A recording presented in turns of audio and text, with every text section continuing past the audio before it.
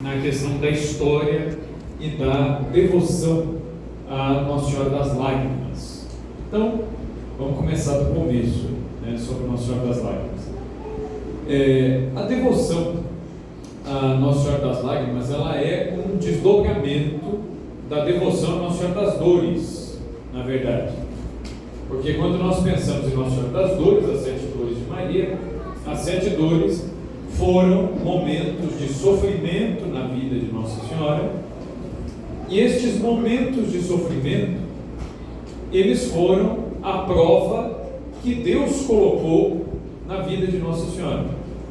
Porque Deus, para todos aqueles a quem Ele ama muito, Ele exige destes que Ele ama muito uma prova.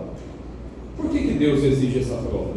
Afinal de contas, Deus já não sabe, que a gente o ama, então por que Deus quer uma prova? Porque Deus nos dá liberdade. Lembra que a gente falou disso de manhã?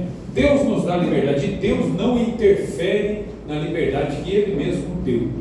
Se Ele deu, está dado.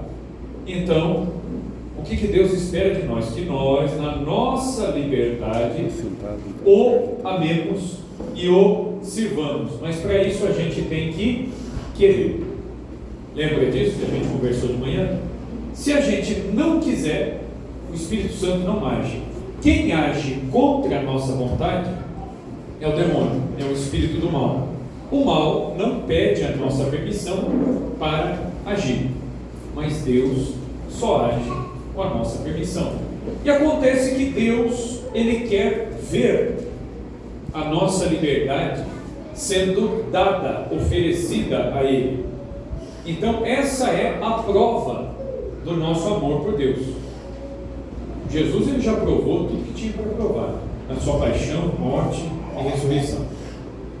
Da parte dele está tudo feito. Agora falta a nossa parte. Só que todas as criaturas racionais que Deus fez, Deus pede a essas criaturas uma prova de amor livre, voluntário. Quem são as criaturas racionais que Deus criou? Nós e os anjos. Só que os anjos, eles têm uma diferença essencial em relação a nós. Qual que é a diferença essencial do anjo? O anjo, ele não tem corpo. O anjo não precisa de corpo. O anjo é um espírito puro. Espírito puro no sentido de ser só espírito. Ele não precisa de mais nada. Os anjos, na Sagrada Escritura, na vida dos santos, na história da igreja, quando aparecem, se é necessário, eles podem até se materializar, mas isso não significa que o anjo tenha corpo. Ele pode tomar a matéria por um tempo para cumprir uma missão. Lá no Antigo Testamento tem um exemplo grande disso aí, Quem é? São Rafael. São Rafael faz o quê? Ele toma a aparência humana e vem ajudar Tobias. E Tobias não se dá conta, Vocês já leram o livro de Tobias? É muito bonito o livro. Quando você lê o livro de Tobias, o Tobias, ele é ajudado por Rafael o tempo todo. E ele só vai se dar conta lá no final, quando o pai dele é curado, quando os demônios não tentam mais contra, os demônios matavam os maridos da Sara. E aí essa maldição acaba. O pai dele é curado. Então, quer dizer, muita coisa é curada no âmbito espiritual e corporal. Aí os olhos de Tobias se abrem e ele entende: o anjo do Senhor caminhava comigo, mas parecia um homem. Olha que interessante. Então os anjos podem se materializar se for por uma necessidade, por uma permissão de Deus. Aí sim, tudo bem. Mas o anjo, ordinariamente, ele não tem matéria. Se o anjo não tem matéria, ele é só espírito. Então quer dizer que o entendimento que o anjo tem das coisas, ele é mais claro do que o nosso entendimento. Por quê? Como nós temos corpo, nós temos sentimentos, nós temos emoções, a gente sente frio, sente calor, sente fome. Estas coisas afetam o nosso espírito. Aquilo que eu sinto no meu corpo pode atrapalhar a minha vida espiritual, a minha percepção espiritual. Se você tiver com muito calor, tiver com muito pernilongo, você está sentado para rezar, isso não te atrapalha? Sim. Você consegue ficar ali inerte, rezando ali, né? É difícil, porque aquilo que é exterior, nós somos seres mistos, o ser humano tem espírito, alma e corpo. Então, quer dizer, aquilo que é físico interfere. Interfere ou não interfere? Os nossos sentidos, eles interferem no nosso espírito. Por quê? Os nossos sentidos, eles produzem na nossa imaginação a sensação. E isso pode nos ajudar, mas pode nos atrapalhar. Pode nos atrapalhar. Quer ver um exemplo? É só você fazer penitência de não comer carne, que o cheiro da carne fica mais gostoso. O cheiro que você sente todo dia não liga. Quando você faz a penitência, o cheiro fica melhor. Você fala, nossa. E às vezes é a comida que você sempre comeu, tem sempre o mesmo cheiro, mas naquele dia está mais gostoso, porque você não pode comer. O nosso corpo, o que é físico em nós, pode interferir no espiritual. Agora, o anjo, ele não tem aspecto físico. O anjo é só espírito. Então, o entendimento do anjo é um entendimento limpo, que não é afetado por nada. Ele entende as coisas claramente. Ele vê como no espelho. Nós, por conta do nosso corpo, vemos as coisas bem embaçadas. Por quê? A depender das nossas experiências positivas e negativas, isso interfere no nosso modo de captar o mundo. Por que eu estou explicando isso? Para a gente entender que Deus, Ele coloca todo mundo que é racional à prova. Só que os anjos, eles têm capacidade de entender as coisas de uma vez só. Então, para os anjos, Deus colocou uma única prova, uma única vez. Os anjos teriam que escolher se eles iriam querer amar e servir a Deus, ou amar e servir a si próprios. Eles teriam que escolher uma única vez. Agora, nós seres humanos, nós podemos escolher errar, escolher de novo, ser perdoado por Deus, errar de novo, ser perdoado até a nossa morte. Por que Deus permite que a gente seja perdoado até o fim? Porque aquilo que é exterior nos puxa para baixo e atrapalha o nosso entendimento das coisas de Deus. Por isso Deus perdoa o homem e a mulher, o ser humano, tantas vezes. Tantas vezes. Vocês, eu, todo mundo aqui. A gente vai se confessar até morrer. E até morrer, a gente ainda vai ter coisa para fazer. A gente vai ter coisa para corrigir. Eu falei mais cedo para vocês de Santo Afonso. Santo Afonso, quando ele estava agonizando, o médico chegou, falou para ele, falou para os padres, olha, ele já está em agonia, questão de algumas horas ele vai embora. E aí já foram entrando os padres no quarto do fundador, todo mundo para se despedir, e sempre tem, todo grupo de pessoas sempre tem aquele mais emocionado, né?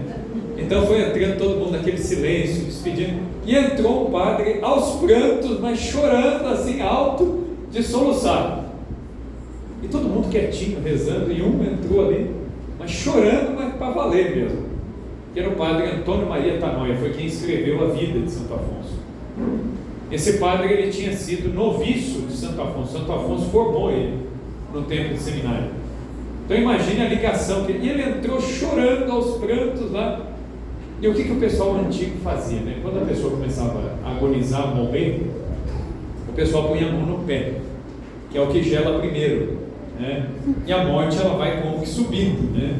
E geralmente quando chega na altura do peito, para de vez, né? Sabedoria dos antigos, né? Mas é verdade, isso aí é verdade, acontece mesmo, né? E o padre Tanóia estava chorando lá no pé da cama de Santo Afonso, quando ele puxa a coberta e mete a mão no pé do santo, né? Santo Afonso ficou bravo com ele. Santo Afonso era bravo. Santo Afonso estava morrendo, ele ainda endireitou na cama e deu um pito no padre. Ele falou assim: olha, o senhor já está vendo que o médico já veio, todo mundo já veio, está todo mundo vendo que eu vou morrer, e o senhor precisa se certificar do óbvio, não deu para ver? Ele deu um pito antes de morrer. E ele era bravo mesmo, ele dava pito em todo mundo, e ele, Santo Afonso, o último pito dele foi no padre. E o padre ficou tão chocado, que ele até parou de chorar, né? Ele falou, não, eu só fui pôr a mão aqui no senhor. Ele falou, mas não precisa, o senhor está vendo, devia rezar por mim, ao invés de fazer isso aí, não sei o quê. E aí, muito bem. E aí, um pouquinho antes de morrer, Santo Afonso, ele olhou para o superior estava em pé do lado da cama. Ele falou para o superior, o senhor pode me dar absolvição de novo? Ele tinha confessado um pouco antes de morrer. E aí o padre falou, mas eu confessei ao senhor, eu já dei unção. Ele falou, pois é, mas eu acabei de perder a minha confissão, gastei a confissão aqui. E aí o superior deu a absolvição para ele de novo, e aí ele pediu perdão para esse filho espiritual dele, que é o patamar, e falou, o senhor me perdoa, padre. Ele falou, e veja o senhor como é a vida. Eu estou morrendo e eu ainda continuo pecador. Eu ainda preciso do perdão e da misericórdia de Deus. E aí, além de pedir perdão, ele pediu ao padre, falou, o senhor reze por mim. Eu ofendi o senhor, mas o senhor reze por mim. Ele falou assim, e não me enterrem logo não. Só que Santo Afonso falou, não me enterrem logo, porque eu vou morrer. Mas o meu orgulho vai levar uns minutos para morrer. Vai morrer depois de mim. Então não enterra logo, deixa morrer tudo primeiro, para depois vocês enterrarem. Um santo.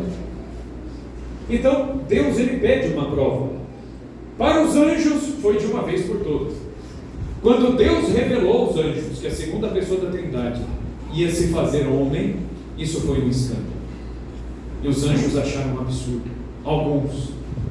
Como pode a segunda pessoa divina se fazer homem, tomar matéria, que é uma coisa mais baixa, o espírito é sutil, o espírito é elevado? E aí houve uma grande revolta. Lúcifer e os seus sequazes são tomados de orgulho e queriam dizer a Deus o que Deus deveria fazer. Orgulho. O primeiro grande pecado, o orgulho. E então, o que acontece ali naquele momento?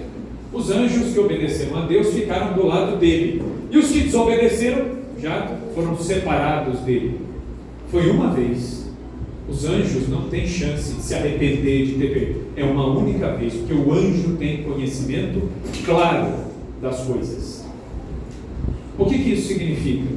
Que o seu anjo da guarda, o meu anjo da guarda, ele estava lá. Nessa briga ele estava lá. Você não estava, eu não estava, mas o seu anjo, o meu anjo, estavam lá. Por quê? Porque anjo da guarda não é reciclável, né? Ah, você morreu, ele vai trabalhar para outro, né? Não.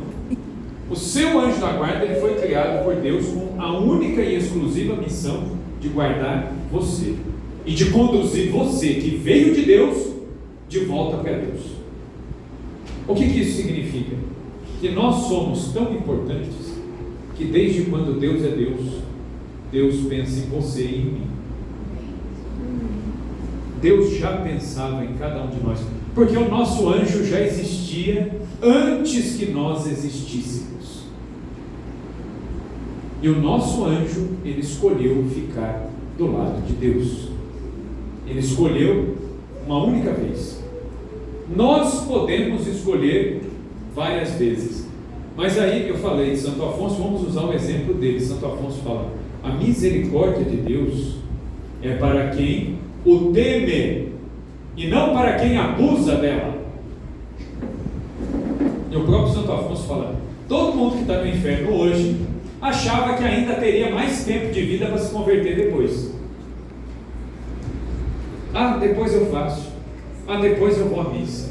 Ah, depois eu me confesso. E aí vai arrastando. Só que o depois pode ser que ele não chegue, porque nós não temos controle nenhum da nossa própria vida.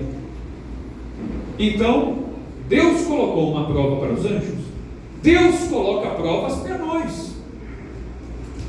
Ah, Nossa, estava indo tudo tão bem na minha família, de repente apareceu uma doença aqui de uma pessoa. Pois é. O que é às vezes a doença? É Deus tirando tudo para que sobre só Ele. E aí das duas, ou você olha para Ele ou você tenta resolver sozinho. Se você tentar resolver sozinho, você vai se perder. Se você olhar para Ele, você pode se salvar. Fisicamente, inclusive. Quando Deus permite o mal na nossa vida, o mal é prova. É a hora de Deus na sua vida. Nós estamos na Semana Santa. Olha o Calvário. O que é o Calvário? O Calvário é uma falência total. O Calvário é sangue, é morte, é desespero, é destruição. Mas é no Calvário que a glória de Deus se manifesta. A salvação de Deus se manifesta naquilo que aparentemente é uma derrota. É o fim. Aparentemente acabou tudo. Mas não. Era ali que estava a vitória de Cristo. Por quê? Porque Cristo na cruz, Ele pregou os nossos pecados. Ele pregou os pecados de todos nós. Guardem uma coisa na cabeça: na justiça dos homens, quem deve, paga. Na justiça de Deus, paga quem pode e não quem deve. Na justiça de Deus, paga quem pode pagar e não quem deve. Devedores todos nós somos, mas nós não podemos pagar, porque nós somos pecadores, nós somos um nada. Se você pegasse o melhor ser humano e ele derramasse o sangue dele, ele não apagaria nem os pecados dele mesmo. Não seria o suficiente. Na justiça de Deus, paga quem pode, e o único que podia pagar era aquele que não tinha pecado. O único que podia pagar as ofensas feitas a Deus é o homem Deus, Jesus Cristo. Na justiça de Deus, paga quem pode pagar. Ele podia, Ele fez. Nós não podemos. Ou nós nos revestimos dele, ou será uma falência, uma destruição total. Não só na outra vida, mas isso já começa já agora, nesta vida. Viver uma vida sem Deus já é um inferno.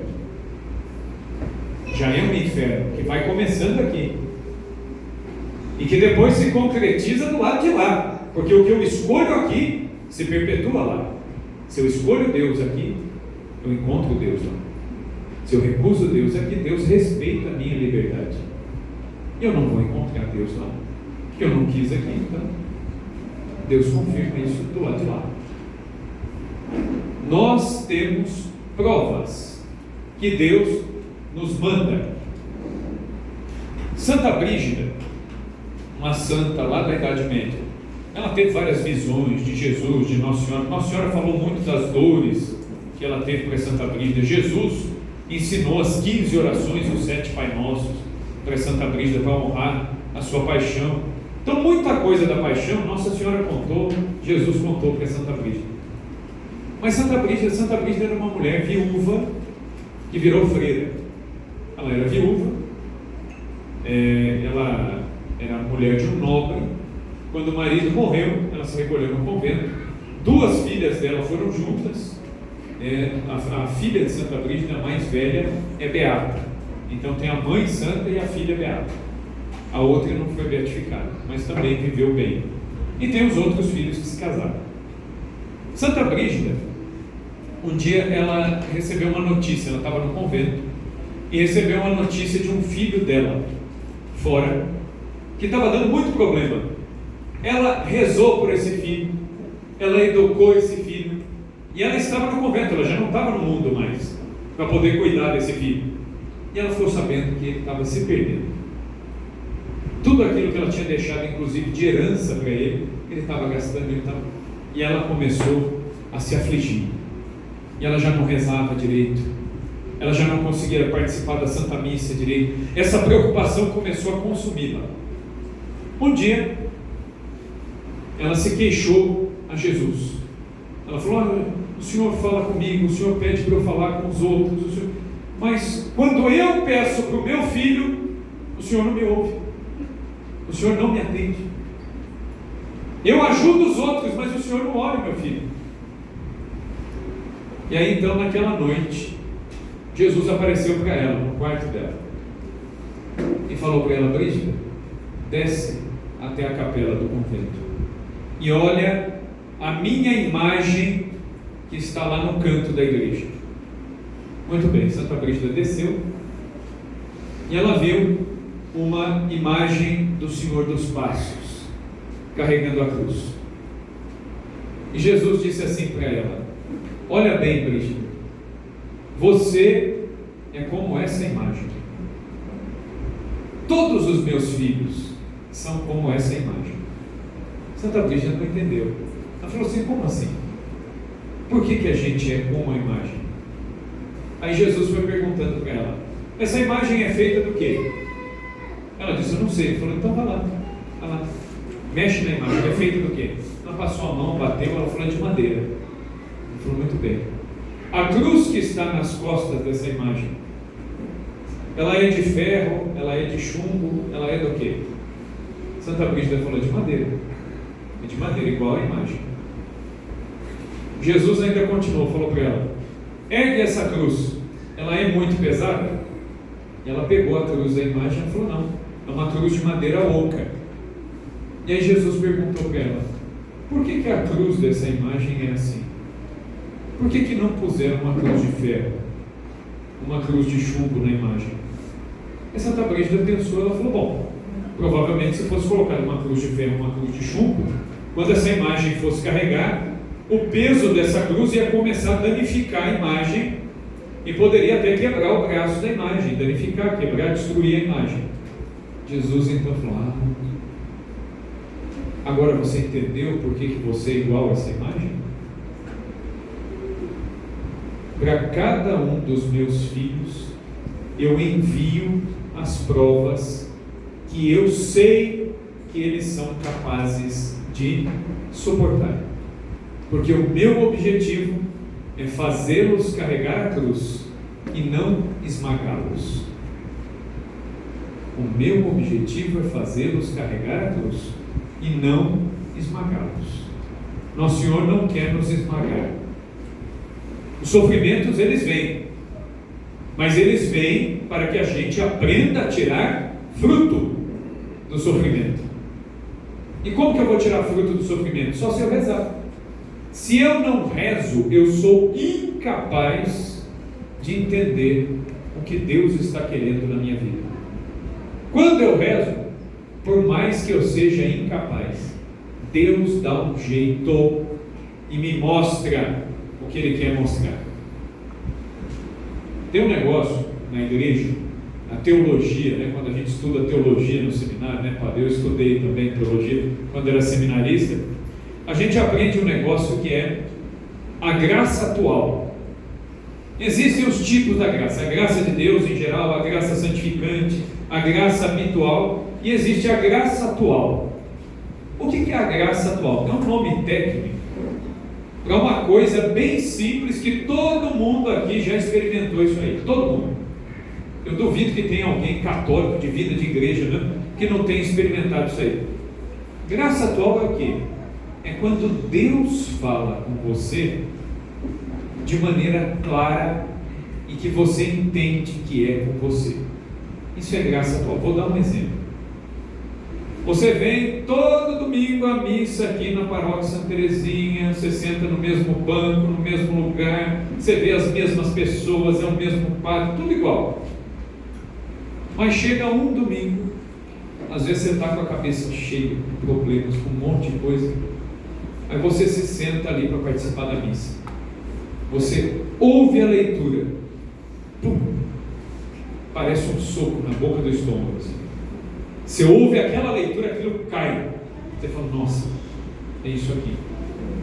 Aí chega na homilia, o padre que não está nem sabendo, está acontecendo na sua vida? O Espírito Santo sopra ali, aí o padre pega e começa a descrever uma situação. Olha, se você está vivendo, vai falando, é o que você está vivendo. O que é isso? A graça atual, ela é o socorro de Deus para a salvação dos filhos. O que Deus está fazendo aí? O Espírito Santo, ele foi movendo as coisas para que você entenda o que ele quer te falar. Aí ele vai falar pela boca do padre, pela boca de um pregador, pela boca de alguém num grupo de oração, um vídeo que você assiste, um livro que você lê, uma palavra que alguém vem e te diz, uma palavra que alguém vem e te diz.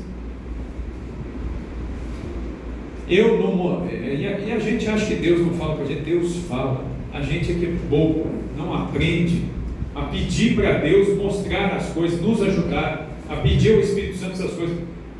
Uma vez eu estava no seminário ainda, eu estava passando uma grande dificuldade dentro do seminário, e ia ter uma missa, que era a missa em que os seminaristas, a gente recebia uma cruz da congregação, que ela era benta lá quando a gente entrava na filosofia, e recebia essa cruz, e era o padre superior que vinha e impunha, e a imposição das cruzes é em ordem alfabética.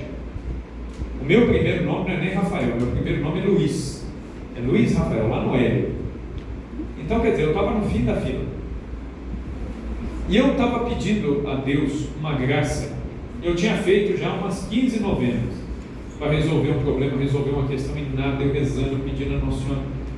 Aí, sabe quando você chega? Eu cheguei na missa cansado, desanimado. Eu falei, nossa, eu estou tão desanimado, minha vontade era sair correndo daqui, eu não queria nem ficar nessa missa. Mas eu falei para Jesus, olhei para o sacrário e falei para Jesus, Jesus,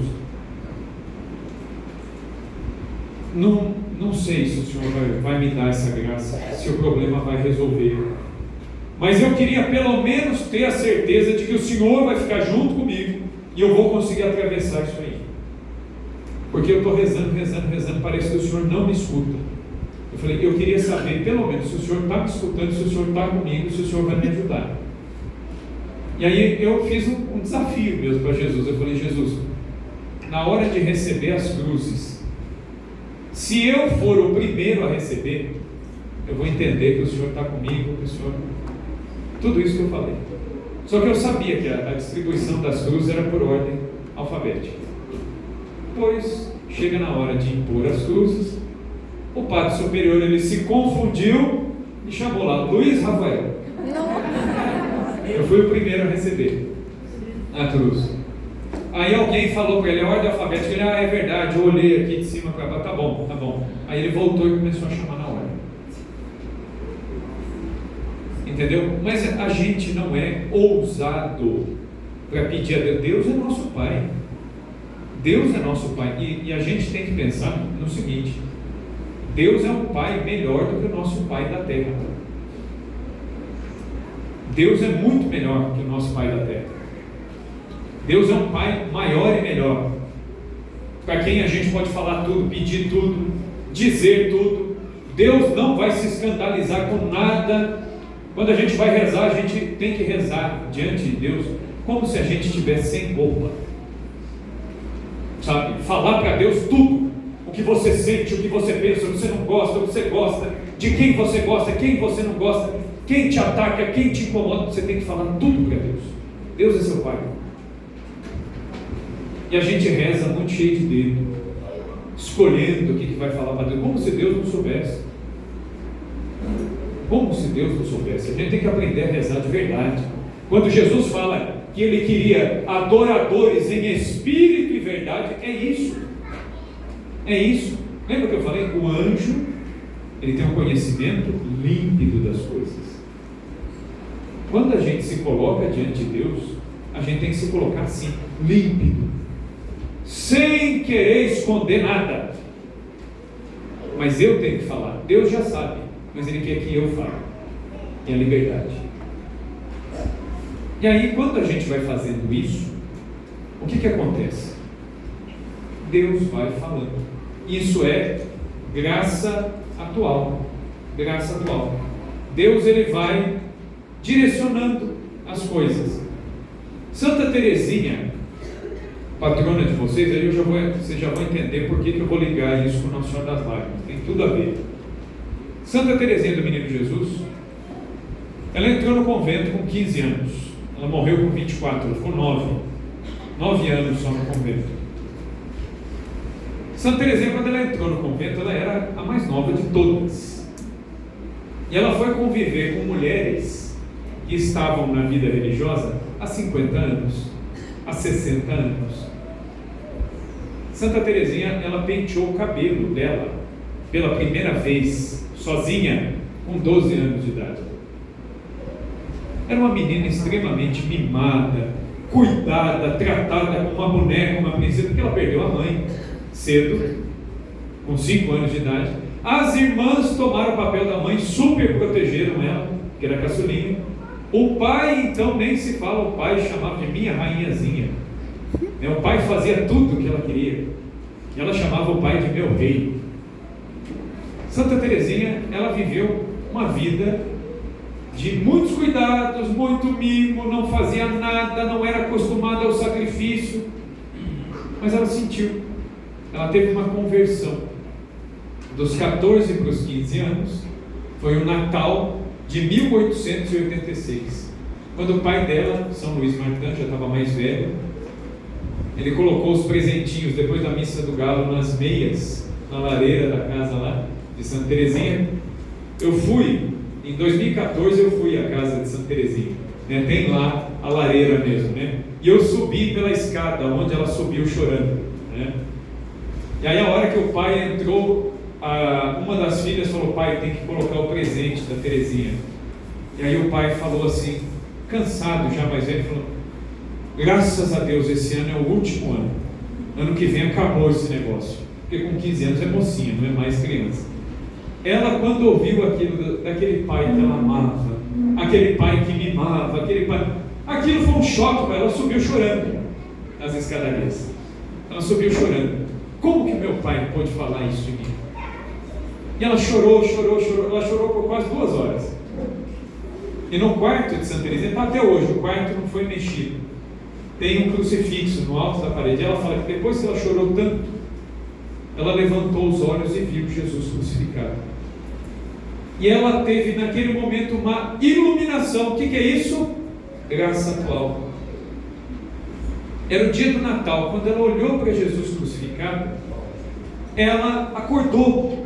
Ela falou assim: por que eu estou chorando? Por causa disso, por conta de um presente, uma coisa que meu pai falou. Olha o quanto Jesus sofreu, o quanto Jesus sofreu. Eu estou chorando por conta de uma palavra atravessada do meu pai. Aí ela se limpou, se enxugou e desceu para comer e festejar com a família, como se nada tivesse acontecido. Daquele dia em diante, uma maturidade tomou conta dela, a graça atual. É a grande conversão de Santa Teresinha. No ano seguinte, ela quis ir para o Carmelo. E aí ela conseguiu ir para o Carmelo e foi conviver com mulheres experientes na vida consagrada, na vida religiosa, mulheres que trabalhavam. E a vida no Carmelo não era uma vida fácil. Santa Teresinha mesmo fala: o nosso hábito, ele é muito frio para o inverno e muito quente para o calor, o verão. É uma lã, né, o hábito de Santa Teresinha. Ela foi enterrada com um, e tem um que está lá no museu. Ela só tinha 2, né, 2 trocas de roupa. E você olha o hábito, é uma lã grossa mesmo, que ele devia pinicar pra caramba. Eu olhando aquilo lá, você se sente pinicado só de olhar. Aquele era o hábito, aquela era a roupa. Você imagina, a menina que até os 12 anos não tinha nem penteado o próprio cabelo, e de repente ela vai para uma vida dura, uma vida de penitência. Só que ela começou a perceber que ela não dava conta de fazer as coisas como as outras faziam. As outras rezavam horas, ela ia tentar rezar, ela cochilava. Santa Teresinha, ela dormia, mas dormia bonito mesmo, rezando o terço, né? Ela tinha dificuldade, ela não conseguia terminar o terço. Ela não conseguia rezar muito tempo com os braços abertos. Ela conta de uma freira que ficava 40 minutos em ação de graças, o braço aberto em cruz. Ela falou que foi tentar fazer um dia, ela ficou 10 e já não deu conta, com 15 anos. Ela não conseguia fazer grandes penitências, grandes coisas. Ela poderia ter caído no desespero.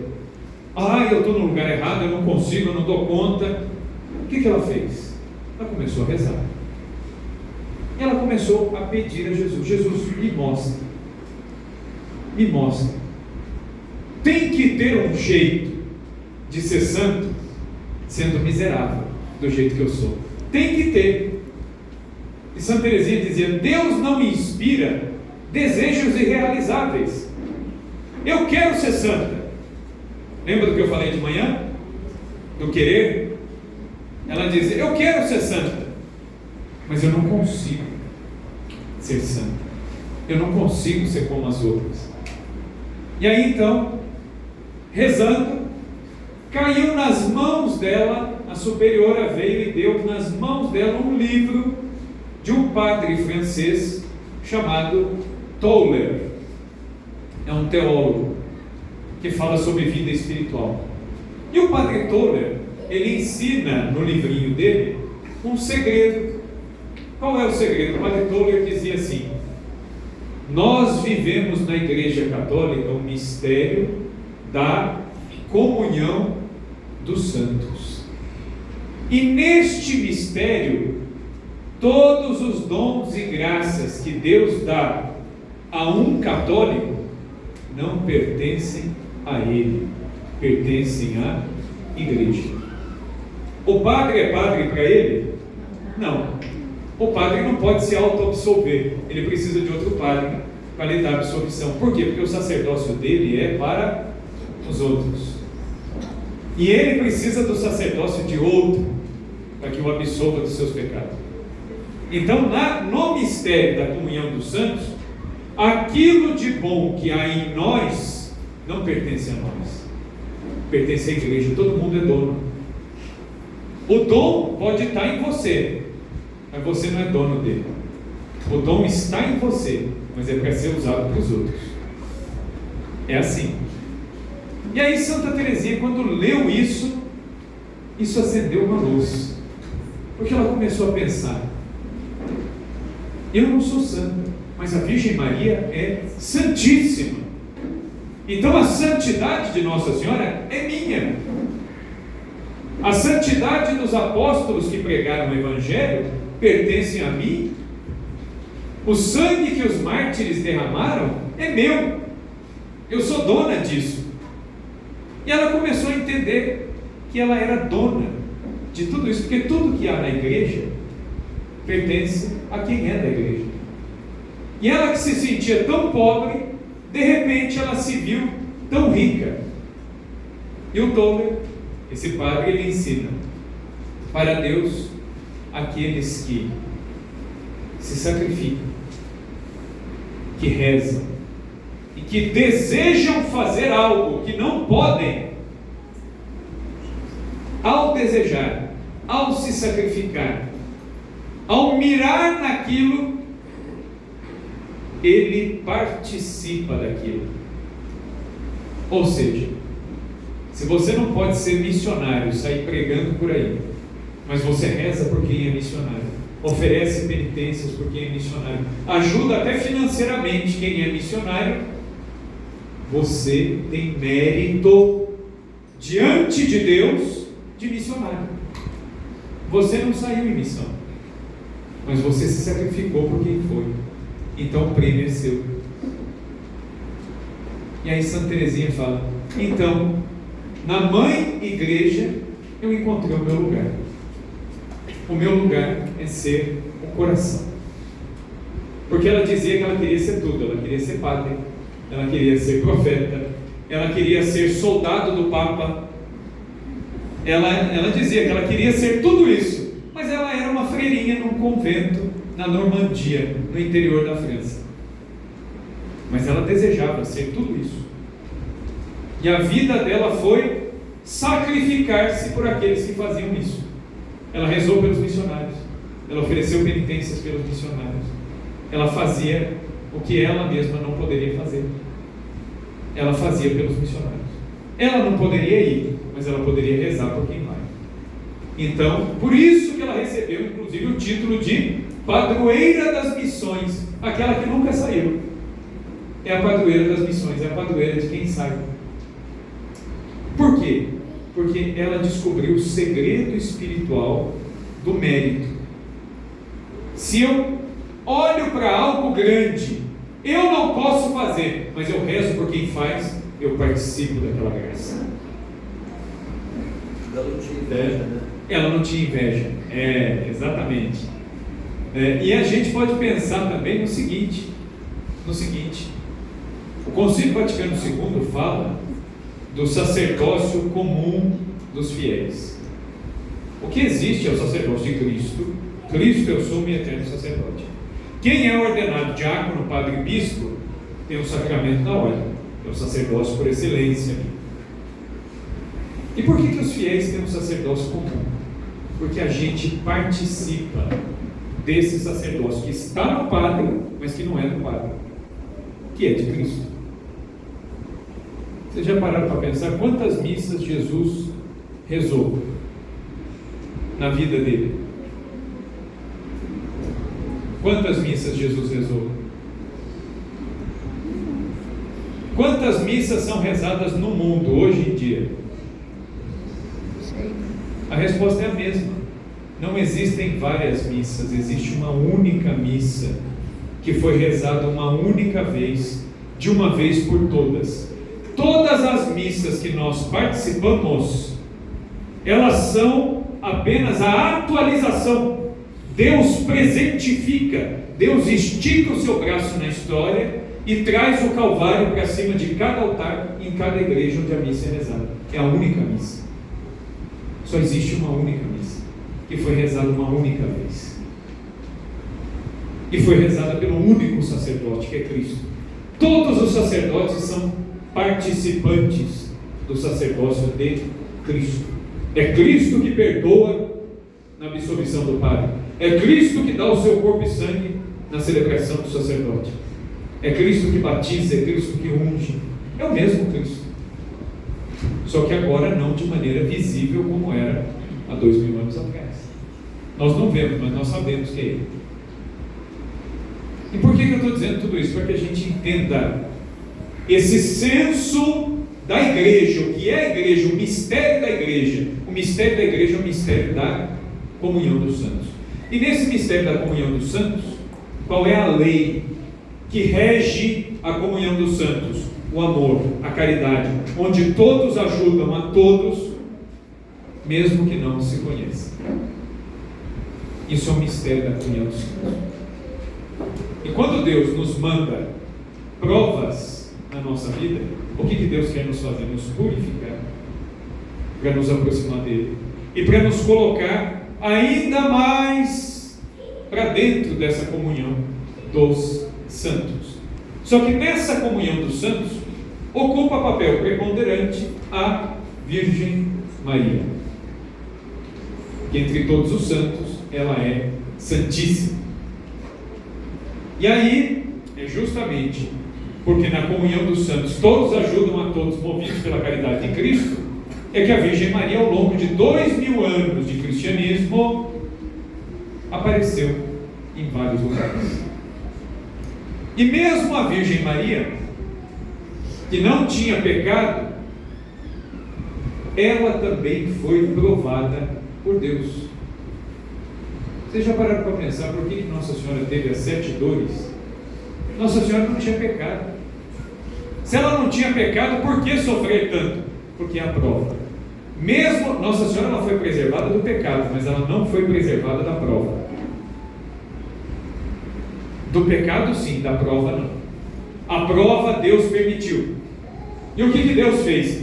Deus deu a ela uma missão maior que a de todos, e proporcionalmente Deus também deu os maiores sofrimentos. Porque Nossa Senhora, por não ter pecado, ela tinha uma consciência claríssima de quem era o seu filho. Nossa Senhora tinha uma consciência que ninguém conseguiu atingir. nenhum ser humano tinha uma clareza tão grande de quem era aquele menino. Então, se as graças são grandes, os sofrimentos são igualmente grandes. E Nossa Senhora, no mistério das suas dores, ela foi cultuada, lembrada na história da igreja durante muitos séculos. Só que durante muitos séculos falou-se das dores, mas não se falava das lágrimas de Nossa Senhora. Isso é interessante. Isso nunca ninguém falou. Tem até alguns santos, São João Crisóstomo, São João Damasceno, que chegaram a escrever sobre as lágrimas de Nossa Senhora, mas nunca cultuaram essas lágrimas. É só uma menção das lágrimas de Nossa Senhora. Então Deus guardou esse mistério para o nosso tempo. E aí então, o que vai acontecer? Quando que essa devoção aparece? Eu costumo dizer que Deus, ele tem uma pedagogia em todas as aparições. Em todas elas, Deus prepara o lugar da aparição e Deus prepara também as pessoas. Pode ver, todas as aparições marianas existe uma preparação do lugar e das pessoas. Fátima, por exemplo, vamos pensar. Fátima, Nossa Senhora apareceu num lugar chamado Cova da Iria, certo?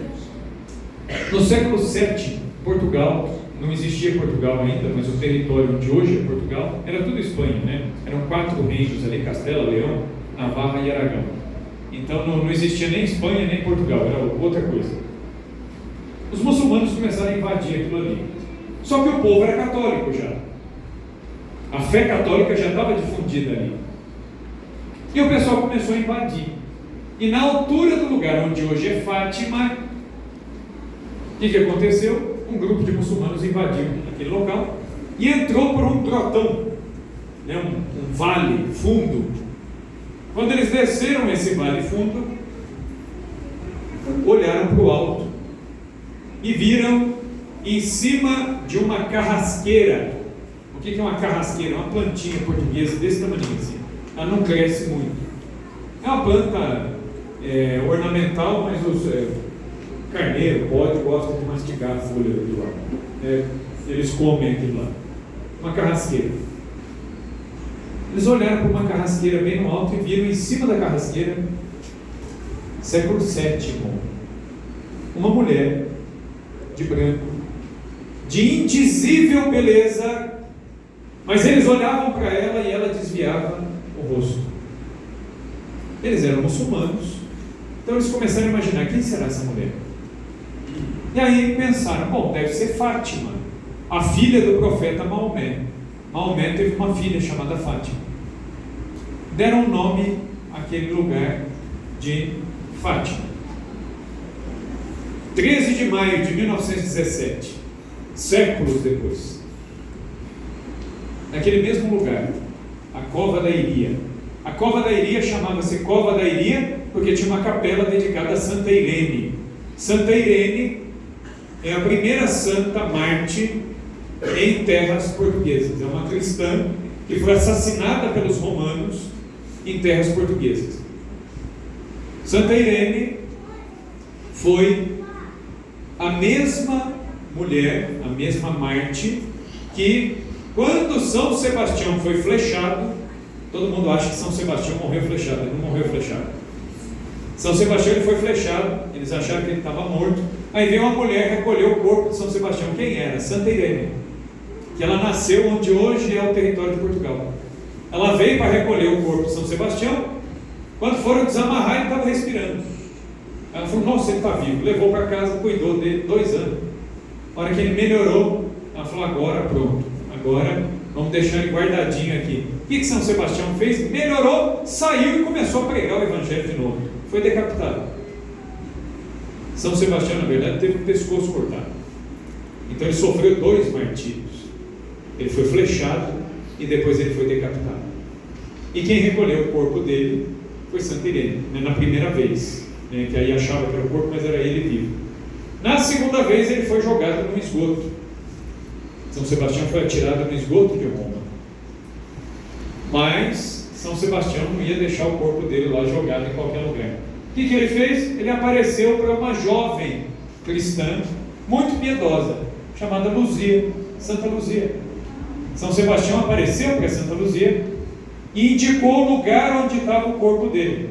Santa Luzia, que era filha de um nobre romano, usou a influência do pai, foi lá e tirou o corpo de São Sebastião, colocou ele numa sepultura. Os mártires da igreja. Santa Irene tinha uma capela no lugar da aparição de Nossa Senhora, lá na cova da Iria. Então Deus já vinha preparando aquilo ali. Os muçulmanos tinham visto uma mulher misteriosa, acharam que era Fátima, a filha de Maomé. Mas no dia 13 de maio, as crianças viram como que um raio no céu, e quando olham para cima de uma carrasqueira, vem a Virgem Maria.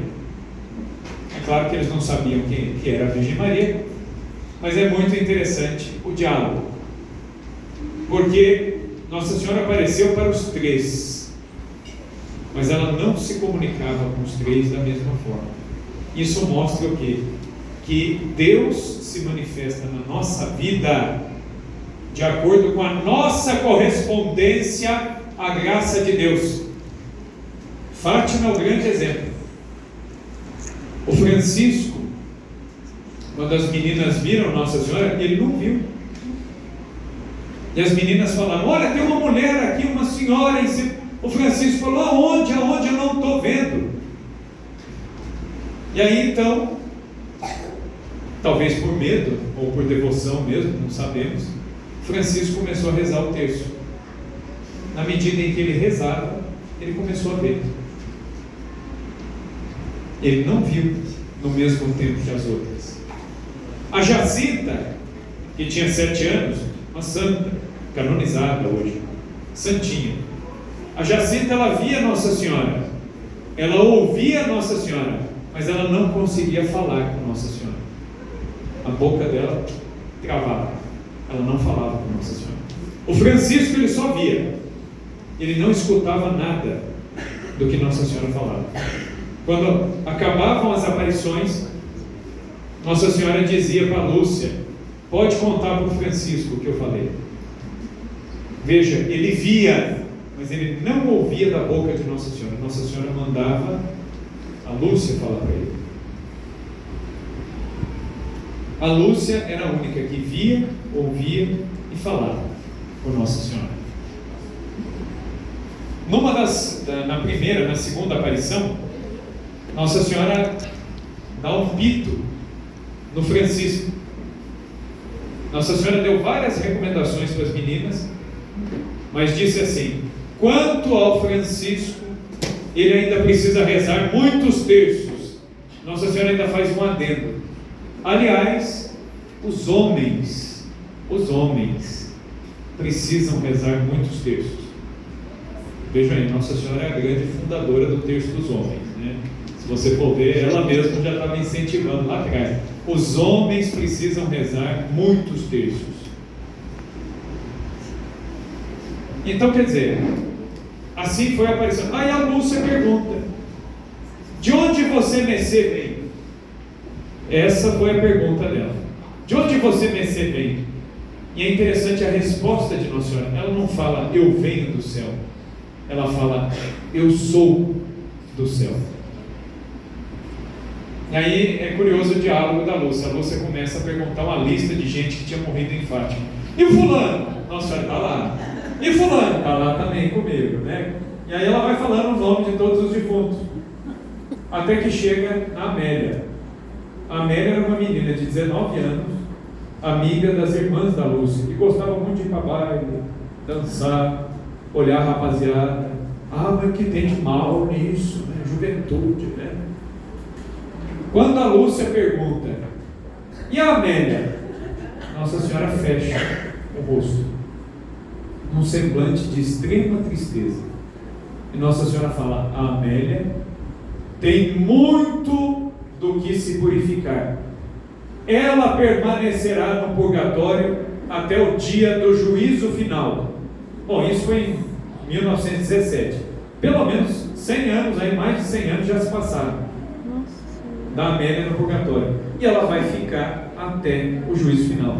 Nós não estamos falando do Hitler, que matou 6 milhões de judeus. Não estamos falando do Stalin. Nós estamos falando da Amélia, de 19 anos, que gostava de ir em baile e que vai ficar no purgatório até o dia do juízo final. Entenderam a gravidade das coisas de Deus? Por que Nossa Senhora veio falar isso? Comunhão dos santos. Na comunhão dos santos, todos amam a todos, movidos pela caridade de Cristo. Nossa Senhora mais do que todos. E como mãe, ela vem. Então Nossa Senhora preparou Fátima. Vamos pegar outro exemplo aqui. Garabandal. A aparição de Nossa Senhora em Garabandal, na Espanha, ela se deu no alto de um morro chamado Los Pinos. Tem um monte de pinheiro. O que são aqueles pinheiros? Aqueles pinheiros, o avô da Conchita Gonzalez, que é a vidente principal, que está viva ainda, o avô dela, cada vez que um netinho fazia a primeira Eucaristia, ele plantava um pinheiro para marcar, para comemorar o dia em que Jesus entrou no coração dos seus netos. É um avô que comemorava a entrada de Jesus no coração dos seus netos plantando pinheiros. Onde Nossa Senhora apareceu? Nos pinheiros. Em Lourdes, Nossa Senhora apareceu num local chamado Massabielle. Massabielle significa pedra velha, rocha velha, Massabielle. O que era a gruta de Massabielle? Era uma gruta para porcos. Tinha um mangueiro de porco que ficava ali em frente à gruta. Olha que interessante. Eu ia falar, mas por que Nossa Senhora foi aparecer num mangueiro de porcos? Se você olhar a gruta de Massabielle em Lourdes, ela tem uma cavidade embaixo, que é onde fica o altar hoje.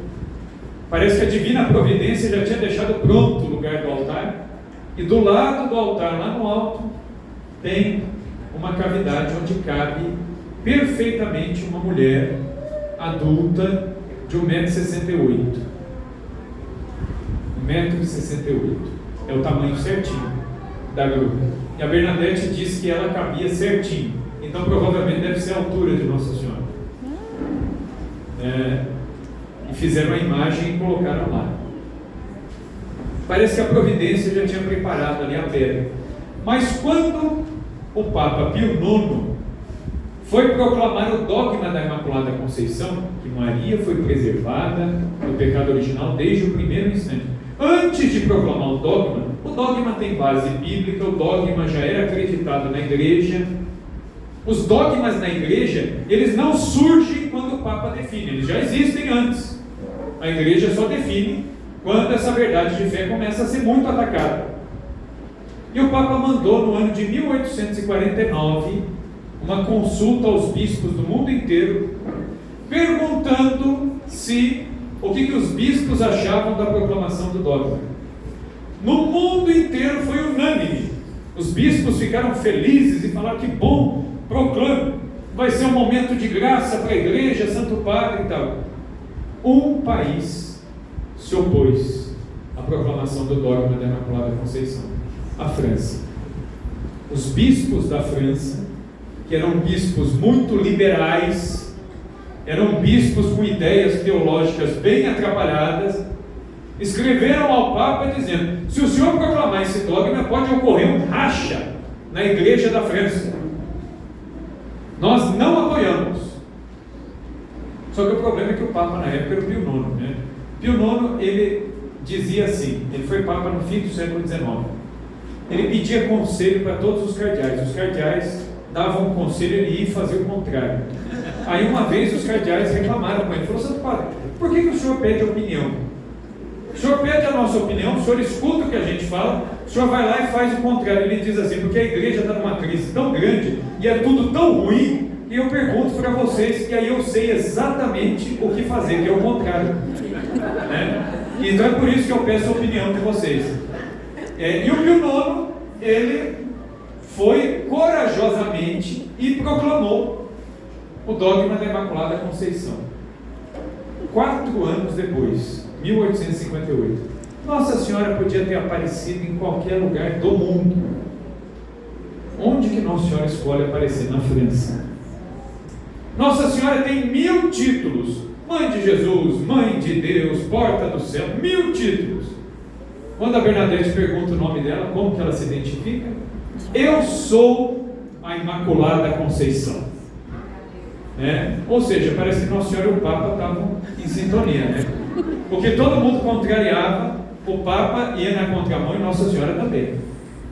Eu sou a Imaculada Conceição. Justamente no país que não queria a Imaculada Conceição, Deus preparou aquele lugar. E no Brasil, em Campinas, estado de São Paulo, como que Deus preparou? Vou resumir bem aqui a história. Campinas é uma cidade fundada em 1774 pelos bandeirantes. Os bandeirantes paulistas começaram a sair para todo lado. São os mesmos bandeirantes que chegaram em Vila Boa de Goiás aqui, fundaram aqui, são os mesmos que passaram por Campinas. No dia 14 de julho de 1774, um bandeirante chamado Francisco Barreto Leme. O Barreto Leme, ele é descendente do Francisco Barreto, que veio na caravela junto com o Cabral. É um descendente daqueles primeiros portugueses que pisaram aqui no Brasil e que eram membros da Ordem de Cristo, a Ordem Militar de Cristo. É uma ordem religiosa, inclusive. Então, só que eles eram leigos, né? Eram leigos consagrados, né? Mas é uma ordem religiosa, uma irmandade. Muito bem. O Francisco Barreto Leme chegou ali em Campinas, se estabeleceu e trouxe com ele o Frei Antônio de Pádua. Escolheram um lugar para rezar a primeira missa. O lugar ficava bem na beira de um rio. Construíram uma capelinha, uma palhocinha, colocaram um altar dentro, uma imagem de Nossa Senhora do Rosário e rezaram a primeira missa. Na primeira enchente, primeira cheia do rio, carregou a capela. Eles perceberam que ali não era um lugar bom para erguer a capela. Mas acontece que ali era baixo mesmo. Subindo aquele morro, dava para construir uma capela em cima. Então eles subiram o morro e construíram a capela ali em cima. Entre o local da primeira missa e o local da primeira igreja, bem no meio desses dois lugares, em 1930, Nossa Senhora das Lágrimas aparece ali. Então vejam que é o lugar que Deus marcou. É o lugar onde a missa foi rezada. É o lugar onde a cidade nasceu, ali em Campinas. No século XIX, Campinas já era uma cidade maior e a cidade começou a se desenvolver muito. O imperador do Brasil, Dom Pedro II, visitou Campinas e achou que Campinas tinha um potencial melhor do que São Paulo. Porque São Paulo tem um problema do clima. São Paulo, como está no Planalto, São Paulo se amanhece o dia com o sol de rachar, chove ao meio-dia, de noite está frio. É um negócio assim, você tem 3 estações num dia só. Então tem uma variação climática muito grande. E São Paulo era a capital do estado. Então Dom Pedro cogitou de transferir a capital para Campinas. Foi só o imperador pensar nisso, explodiu uma epidemia de febre amarela. E a epidemia de febre amarela destruiu a cidade de Campinas. 1/3 da população morreu. Nessa época era pároco de Campinas o padre Neri, João Batista Correia Neri. O padre Neri era um homem muito santo. Esse homem começou a fazer o quê? A epidemia, assim, matando gente à torta e à direita. Esse homem, ao invés de se esconder, de se guardar, ele foi a campo junto com 5 médicos católicos. Desses 5 médicos, 4 morreram infectados. Sobrou o padre Neri mais um médico. Muitas vezes o médico vinha atender o doente, o Padre Nery dava unção, se o doente morria, eles já levavam, já botavam na carroça e eles mesmos enterravam. 1/3 da população morreu, muita gente fugiu da cidade. A cidade que era rica, que estava crescendo, que podia virar capital, de repente, não virou nada. E o Padre Nery, em muitas casas onde ele ia às vezes para atender, para ver como que a família estava. Chegava na casa, o pai estava morto, a mãe estava morta, caídos dentro de casa, e o bebê chorando no berço. E ele começou a recolher os bebês órfãos da pandemia, daquela verdadeira pandemia, né? Verdadeira epidemia, né? E ele foi recolhendo meninos e meninas e levando para a mãe dele, que era velhinha já, viúva. E chegou no ponto que a mãe dele estava com 25 nenês. Aí a mãe dele falou: meu filho, eu sou idosa, eu não estou dando conta. Ele falou: então tá bom, o limite é 25, eu vou achar outra senhora para cuidar dos outros. E ele achou outra senhora e começou a entregar os nenéns para outra. E assim ele foi fazendo. E o Padre Nery um dia rezando missa, veja como que Deus começa a preparar as coisas. Veio uma inspiração enquanto ele rezava a missa: a salvação de Campinas está em Nossa Senhora.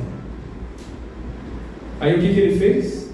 Ele rapou todos os cofres da paróquia, e naquela época tinha as irmandades, né, que gerenciavam o cofre e tal. Aí virou uma briga com o padre, porque ele pegou o dinheiro de todos os cofres da igreja e ele falou: eu vou resolver o problema da epidemia. O que ele fez? Comprou álcool gel, comprou máscara, né? Foi isso que ele fez? Não, né? O que ele fez? Ele pegou todo o dinheiro que tinha lá e encomendou em Portugal uma imagem de Nossa Senhora dos Remédios. E aí, olha como são as coisas de Deus. Ele fez a encomenda, era um comerciante do Rio de Janeiro que fazia encomenda. Quando chegou a encomenda no Rio de Janeiro, um comerciante falou: padre, tem uma encomenda de uma imagem de Nossa Senhora dos Remédios que veio de Portugal, só que o padre que pediu não quer mais. Se o senhor quiser, tem a imagem. Ele falou: então manda vir para Campinas. A imagem foi colocada em carro de boi e subiu do Rio de Janeiro para Campinas. Quando a imagem estava chegando, o carro de boi emperrou na entrada de Campinas. Só que não tinha nada emperrando a roda do carro de boi. E o carreiro, que era um homem católico, um homem piedoso, ele pagou um menino e falou: corre lá e chama o Padre Nery, que eu acho que tem alguma coisa aqui. Parece que Nossa Senhora não quer entrar, né, na cidade. E o Padre Nery veio e disse então o carreiro, ele falou: de fato, Nossa Senhora não quer entrar porque a imagem não está benta. A imagem precisa ser benzida para ser venerada. E aí o que ele fez? Ele e o carreiro tiraram a imagem da caixa, colocaram Nossa Senhora em pé no carro de boi, amarraram a imagem, ele benzeu a imagem e ele falou para o carreiro: agora vamos nós dois, nós vamos tocando esse carro de boi lá para dentro de Campinas e nós vamos andar por todas as ruas da cidade de Campinas, porque Nossa Senhora salvará a minha paróquia. Quando o carro de boi entrou, o carro de boi, vocês já viram, né? O carro de boi, se ele está vazio, ele canta, né? Já viram, né? O canto do carro, tem Trindade aqui perto que tem, né, as romarias do carro de boi. O carro de boi vazio cantando, assim, bonito, né, o barulho do carro de boi. E conforme o barulho do carro de boi foi entrando na cidade, as pessoas foram saindo nas janelas, e o Padre Nery avisou, ele foi gritando na frente, avisando: coloque os doentes na janela, levantem os doentes, coloque os doentes na janela. Todas as pessoas que estavam doentes, infectadas com a febre amarela, foram livres da febre amarela imediatamente, assim que a imagem de Nossa Senhora passou diante de suas casas. A cidade foi salva. A partir desse dia, o Padre Nery mudou o brasão de Campinas. O brasão da cidade lá é esse até hoje. O Padre Nery desenhou uma fênix, que é aquela ave da mitologia, né, que renasce das cinzas. Ele desenhou uma fênix amarela, que é Campinas, que renasce depois da febre amarela. E o fundo do brasão da cidade é azul, porque é o manto de Nossa Senhora, que passou sobre Campinas. Essa imagem foi colocada na matriz da cidade. É uma imagem muito simples, é uma imagem de Nossa Senhora com o menino Jesus deitado no colo, e ela chegando um copo na boca do menino Jesus, um remédio. Nossa Senhora salvou essa cidade. Esse padre era um padre muito empreendedor, o Padre Nery. Ele fundou um jornal. Depois da epidemia, tinha muitos órfãos. Ele escreve para a Itália e ele pede, lá em Turim, a um outro padre que tinha fundado uma congregação de padres que cuidavam de escolas, que mandassem os seus filhos para o Brasil. O Padre Nery escreveu para Dom Bosco, São João Bosco, e São João Bosco respondeu dizendo: a princesa Isabel me pediu, ela me pediu salesianos em Petrópolis, em Niterói. O bispo de São Paulo me pediu salesianos. Depois que eu mandar os salesianos para o Rio de Janeiro e para São Paulo, eu os mando para Campinas. E em Campinas, então, uma fazendeira, uma senhora muito rica, Dona Maria Umbelina Couto. Essa senhora não tinha filhos. Ela pegou toda a fortuna dela e entregou ao Padre Nery em favor das vítimas da epidemia. O Padre Nery construiu um grande colégio, o Colégio São José, para os meninos órfãos, o Colégio Nossa Senhora Auxiliadora para as meninas órfãs. Quando os salesianos vieram, o Padre Nery entregou aos salesianos essas duas obras. Ele fundou uma escola para formar domésticas, meninas dedicadas ao serviço doméstico. Fundou uma outra escola para profissionalizar os ex-escravos, porque a princesa Isabel tinha abolido a escravidão, era preciso qualificar os escravos. E ele foi fundando várias obras, mas ele dizia que a maior obra dele não era nada disso. O Padre Nery dizia: a minha maior obra é rezar missa. E aí vem o cuidado do Padre Nery pela liturgia, pelos paramentos, pela beleza do templo. E o que ele fez? Ele constituiu um grupo de coroinhas. Ele falou: preciso ter uma liturgia boa. Nesse grupo de coroinhas, ele percebeu que tinha 5 meninos que se destacavam. Ele pegou esses 5, que era o pelotão de elite ali, para ajudar a missa do Padre Nery. E o chefe desses 5 meninos era um menino que era o menorzinho de todos, o mais baixinho de todos, era um tampinha, que era um menino chamado Francisco Barreto, Francisco de Campos Barreto. Esse menino, ele era trineto do Barreto Leme, que fundou a cidade. O mesmo católico que fundou a cidade, um descendente dele agora virava a coroinha do Padre Nery. Esse menino, quando ele fez 13 anos, Francisco Barreto, ele ganhou do pai dele um presente, um livrinho chamado O Relógio da Paixão. São as últimas 24 horas da vida de Jesus. Esse menino, quando ele leu esse livro, ele ficou tão chocado, tão impactado com aquilo, que ele disse a Jesus, ele escreveu isso na borda do livro: eu preciso subir ao Calvário para ajudar Jesus a carregar a sua cruz. E a maneira de subir ao Calvário é subindo ao altar. Quero ser padre. O problema é que ele era o filho primogênito de uma família rica, de comerciantes em Campinas.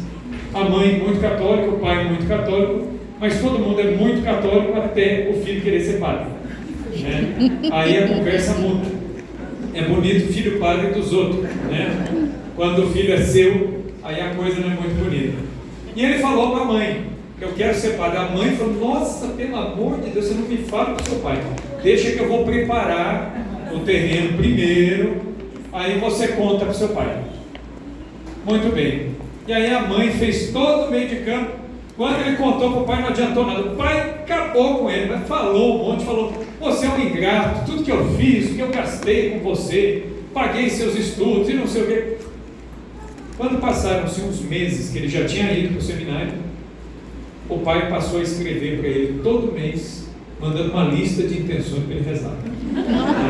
Aí o pai se acalmou e passou a ser um grande entusiasta dele, mas Deus não permitiu que o pai visse ele padre. Alguns meses antes dele ordenar, o pai morreu. E quando ele foi ordenado, ele rezou a primeira missa, já pela memória do pai, pedindo aí, né, em sufrágio do pai. Esse rapaz, Francisco Barreto, se torna padre, vem parar na diocese de Campinas, que era a terra natal dele, vem trabalhar em Campinas. Nessa altura, o padre Neri, que é quem formou ele, o padre Neri foi escolhido por São Pio X como bispo de Vitória no Espírito Santo. Foi mandado para Vitória como bispo, eleito bispo. De Vitória, o Papa transferiu Dom Neri para Pouso Alegre, sul de Minas Gerais. Chegando no sul de Minas Gerais, o padre Neri fez amizade com um seminarista que passou a ser o cerimoniário dele e o secretário dele, e que depois ele ordenou sacerdote. Quem ele ordenou sacerdote? O beato Donizete Tavares de Lima, o padre Donizete, né? Um santo. Olha como que a providência divina vai costurando. O padre Donizete, meu pai conheceu o padre Donizete. Meu pai viu o padre Donizete com 10 anos de idade. Meu pai tinha 10 anos de idade, foi lá com o pai e a mãe dele para ver o padre Donizete.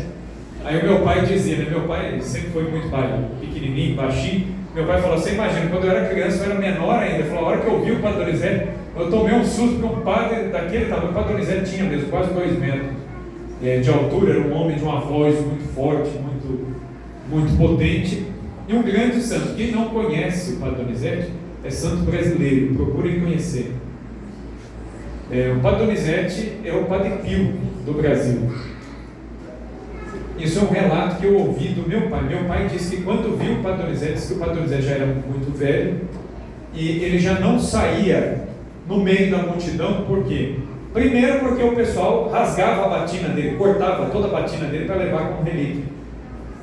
E era um homem de dons e carismas, de cura, de coisas extraordinárias. E o meu pai conta, né, que era uma coisa impressionante. Meu pai falava assim, a cena mais próxima do evangelho que eu já vi na minha vida é ver o padre Donizete. E meu pai disse que ele saía à janela da casa paroquial e dava a bênção em latim ainda, né, naquela época, fazia as invocações, ele dava a bênção e imediatamente ele acabava de dar a bênção, já começavam os gritos no meio da multidão, milagre, milagre, e imediatamente as pessoas iam levantando, as muletas, as tipóias iam passando por cima das cabeças e as pessoas iam pegando até chegar na mão dele, na casa paroquial. E muitas pessoas eram curadas assim, imediatamente, instantaneamente. A minha avó materna, depois no processo de beatificação do padre Donizete, aliás, ela ia depor, né? Ela morreu antes. Ela seria uma das testemunhas, eles consideraram testemunho, porque a gente juramentou, mas ela mesmo não deu tempo de ir pessoalmente falar. Minha avó, ela teve um aborto de gêmeos, um aborto espontâneo, ela teve hemorragia, e os médicos desenganaram, falou, pode ir para casa, e falou com o meu avô, você já pode ir preparando as coisas. E meu avô tinha, né, os outros filhos, todos pequenos, e aí meu avô foi falar para o sogro, para o pai dela, falou que ela vai morrer, o que nós vamos fazer, não sei o quê.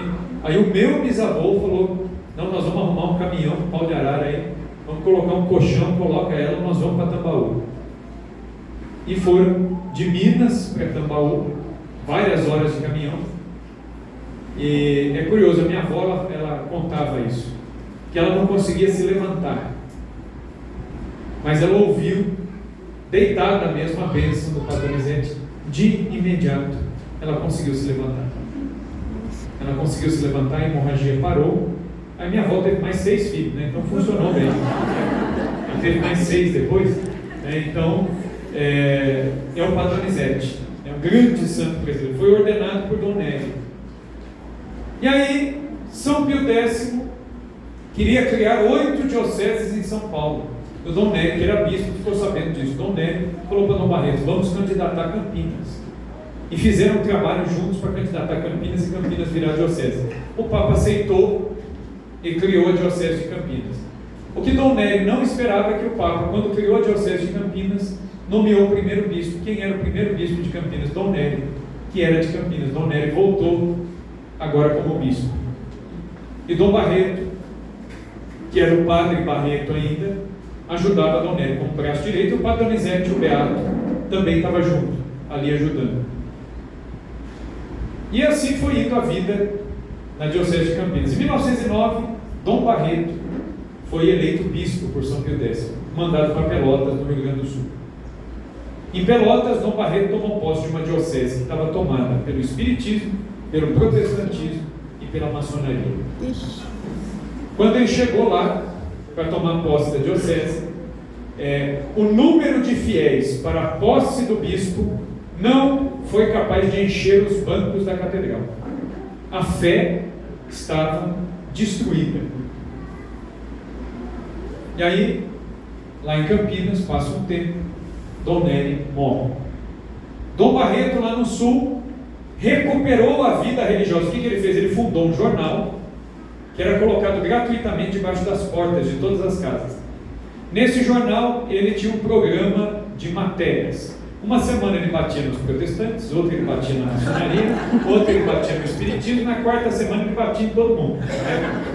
Então, geralmente ele fazia isso. E ele começou a desconstruir os argumentos dessas seitas e as pessoas foram se voltando para ele. Ele ficou 10 anos como bispo em Pelotas. Quando ele saiu de lá, quando ele chegou, a diocese toda tinha 10 paróquias. Era uma diocese com 10 paróquias. Uma diocese sem condição nenhuma. Quando ele sai de lá, já eram 50 paróquias. E ele já tinha conseguido formar padres de lá e trazer congregações religiosas da Europa para a diocese dele. Então, ele recuperou a vida de igreja de Dom Barreto. E aí Dom Nery passa mal, acharam que era uma gripe, isso evoluiu muito rápido com uma pneumonia. O médico então disse: ele não vai durar mais que uma semana. O bispo de São Paulo é chamado. Quando o bispo de São Paulo chega para dar a extrema unção em Dom Nery, ele fica assustadíssimo ao entrar no palácio. O Palácio Episcopal de Campinas era lindíssimo por fora, mas quando o bispo de São Paulo entra, não tinha mobília, não tinha quase nada dentro do palácio, uma pobreza extrema. E o bispo de São Paulo disse a Dom Nery: Dom Nery, o que é isso? O que está acontecendo? O senhor é bispo, é necessário que o bispo tenha uma casa adequada. E Dom Nery disse assim: Excelência, eu morro pobre, mas aqui em Campinas os pobres não morrem de fome. E são estes mesmos pobres por quem eu vendi a minha mobília, são eles que me abrirão as portas do céu. E ele morreu pobre e endividado, com muitas dívidas. Dom Barreto, quando presidiu a missa de Requiem de Dom Nery, que era o pai espiritual dele, Dom Barreto disse para o clero: rezemos muito pelo próximo bispo que o Papa vai nomear, porque coitado do próximo bispo que vai herdar uma dívida imensa. Mal sabia ele que ele rezava por ele mesmo. E assim foi. Passou um tempo, veio a nomeação. Dom Barreto era o bispo de Campinas. Quando ele chega em Campinas, 10 anos depois que ele tinha saído, Campinas já não era mais a mesma. A cidade tinha crescido, se industrializado. A Mogiana, que é a linha de trem, fez com que muita gente começasse a mudar para Campinas, muitos homens, e aí surgiu um bairro, a Vila Industrial. E na Vila Industrial, muitas casas de prostituição, casas de jogo e muitos bares. E aí Dom Barreto, quando ele chega lá, ele fala: eu preciso fazer alguma coisa para salvar o povo de Campinas. Ele bota os padres na rua, e ele também ia para a rua, para visitar as casas, para visitar as famílias. Mas acontece o seguinte: nós estamos falando de 1920, que era uma época em que as pessoas tinham toda uma cerimônia para receber o padre. Então muita gente preferia não receber os padres, porque ficava com vergonha.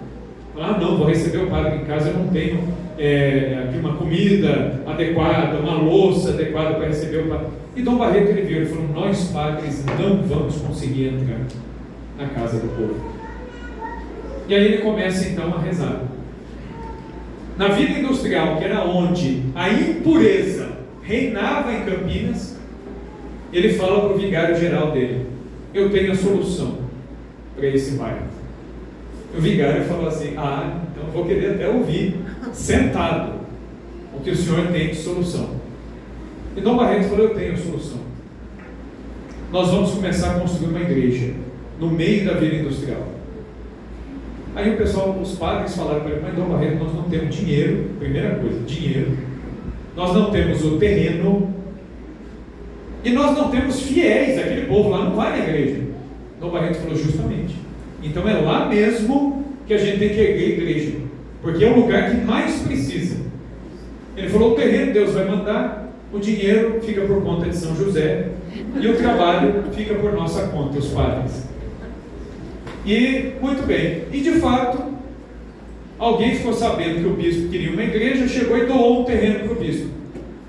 Ele falou, pronto, o terreno Deus já mandou, agora falta São José mandar o dinheiro. E aí começou a chegar o dinheiro. E como que o dinheiro veio? Vinha o material e vinham os pedreiros se oferecerem para construir a igreja. E aí Dom Barreto falou, pronto, São José já mandou até mais do que a gente pediu. E ele começa a erguer uma grande igreja no meio do bairro onde mais havia prostituição, em Campinas. E ele disse assim, e essa igreja nós vamos consagrar São José, porque São José é um esposo castíssimo de Nossa Senhora. Onde não há castidade, onde não há pureza, nós vamos colocar aquele que é puro, aquele que é o guardião da pureza da Sagrada Família. É ele. E ele fará o trabalho por nós. Muito bem. Quando Dom Barreto ergueu a igreja, cobriu a igreja, ele falou, nós vamos ter um retiro de quaresma. E aí fizeram propaganda, entregaram até folhetim em Campinas, o retiro quaresmal de homens. Era só para homens. Dom Barreto queria pegar uma arada e colocar no trilho ali. No primeiro ano de retiro, eles conseguiram a impressionante marca de 20 inscritos. Apareceram 20 homens para servir no retiro. E o bispo pregou para 20 homens. Segundo ano um pouco mais, terceiro ano um pouco mais. No sexto ano do retiro quaresmal, Dom Barreto pregou para 600 homens que estavam dentro da igreja de São José para ouvir o bispo. Mas esse bispo inquieto, ele percebia que era preciso fazer mais. Então ele vai a Roma visitar o Papa e pede ao Papa, Santo Padre, me mande umas freiras que as irmãs vão conseguir entrar nas casas, porque os padres não conseguem, mas as irmãs fazem amizade com as mães de família, e aí só correr para o abraço, né?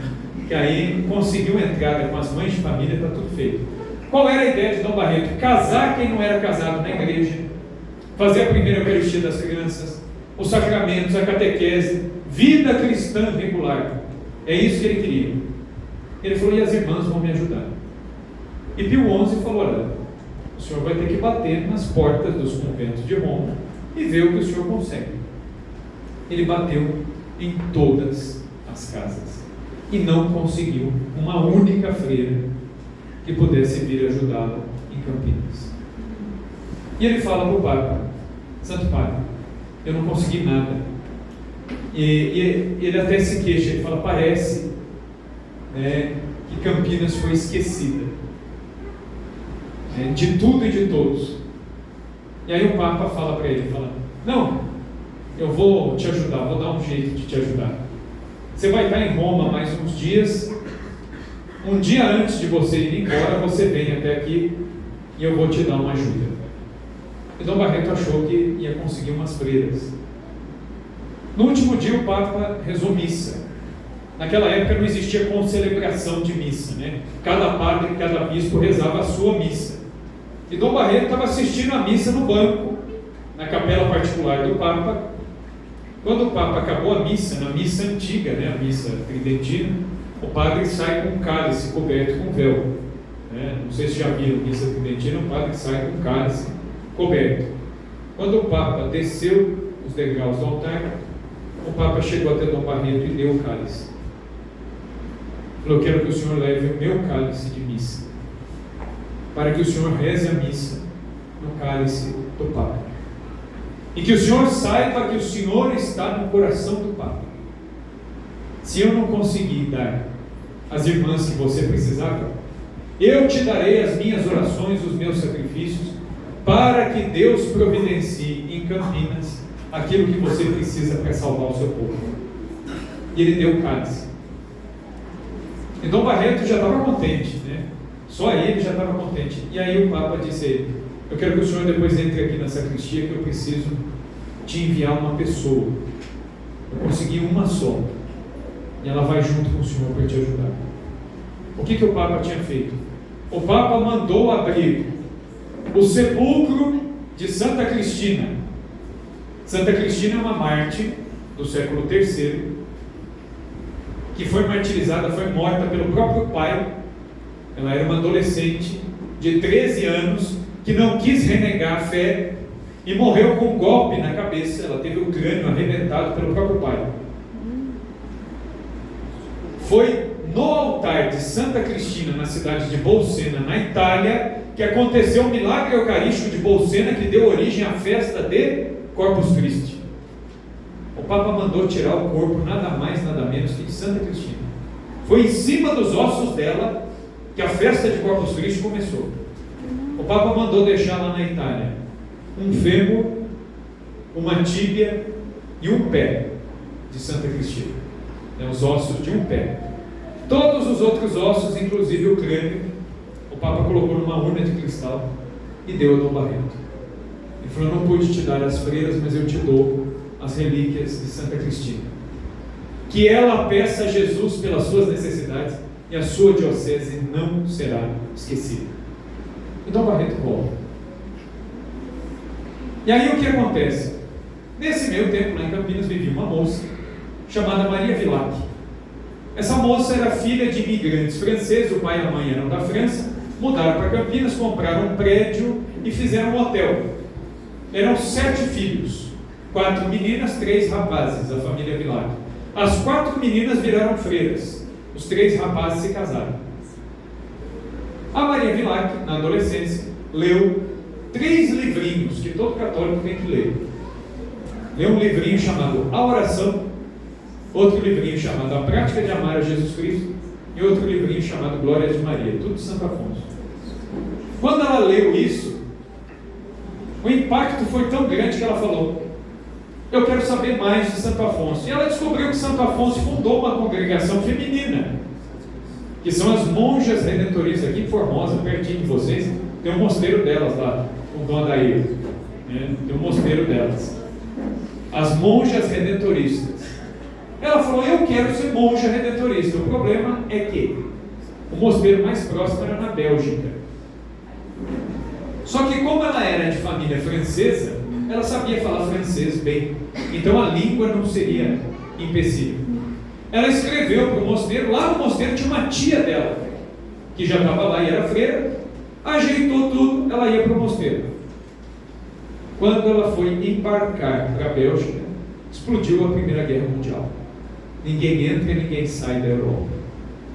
O diretor espiritual, o padre que confessava e orientava Maria Vilac, tentou acalmar Maria Vilac. Falou: minha filha, tudo no seu tempo, tudo é vontade de Deus.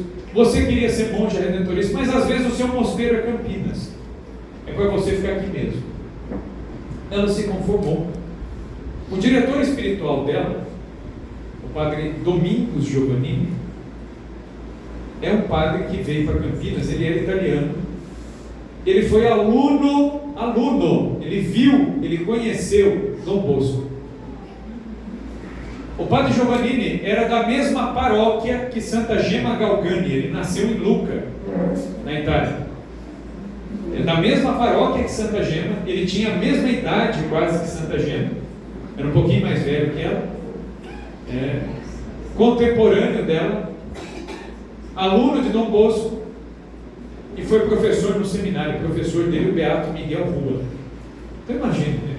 E era um homem de dons místicos também, inclusive dom de cura, mas aí é outro assunto, não vou nem entrar no Padre Giovanni, que é um caso à parte. Era um homem com dons extraordinários. Eu conheci inclusive os coroinhas do Padre Giovanni. Tinha uma família que eram 5 meninos.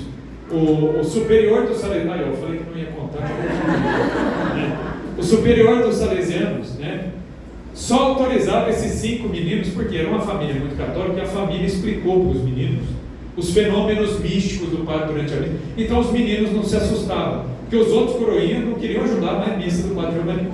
É porque não raras vezes, opa, falhou. É um sinal de que é para parar.